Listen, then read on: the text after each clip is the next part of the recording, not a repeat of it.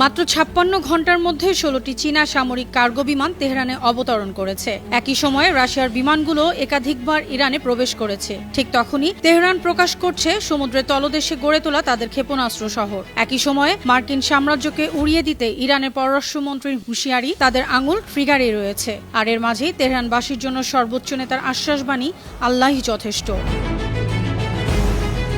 Israeli সংবাদ মাধ্যম মার্ভি সহ বিভিন্ন গোয়েন্দা প্রতিবেদন দাবি করেছে মাত্র ৫৬ ঘন্টার মধ্যে চীনের ১৬টি Y-20 নামের বড় সামরিক বিমান তেহরানে অবতরণ করেছে। এই বিমান একবারে ৬০ টনেরও বেশি সরঞ্জাম বহন করতে পারে। একই সময়ে রাশিয়ার সামরিক বিমানও একাধিকবার ইরানে যাতায়াত করে। চীন ইরানে HQ-9B দীর্ঘপাল্লার আকাশ প্রতিরক্ষা ব্যবস্থা পাঠিয়েছে, যা মার্কিন S-300 এর সমতুল্য।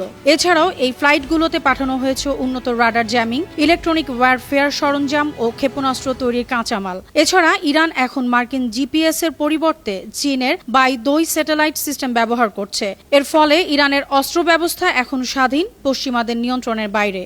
এই ফ্লাইটগুলো ছিল অত্যন্ত গোপনীয়।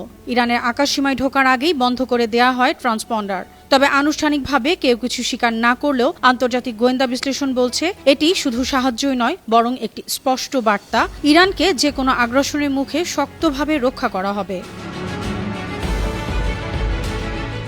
যুক্তরাষ্ট্রের সাথে তুঙ্গে থাকা উত্তেজনার মধ্যেই সমুদ্রের তলদেশে বিশাল এক ক্ষেপণাস্ত্র টানেলের নেটওয়ার্ক উন্মোচন করে চমক সৃষ্টি করেছে ইরান। দেশটির রাষ্ট্রীয় টেলিভিশনে প্রচারিত ফুটেজে দেখা গেছে IRGC নৌবাহিনীর কমান্ডার আলী রেজা তাংসিরি দাঁড়িয়ে আছেন সেই টানেলের ভেতরে, যেখানে সারি সারি কাদের 380L নামের ক্রুজ মিসাইল প্রস্তুত। ইরানের দাবি, এসব ক্ষেপণাস্ত্র ১০০০ কিলোমিটার দূরের লক্ষ্যবস্তুতে আঘাত হানতে সক্ষম, আর তাদের মূল লক্ষ্য পারস্য উপসাগর ও ওমান সাগরে অবস্থানরত মার্কিন নৌবহর।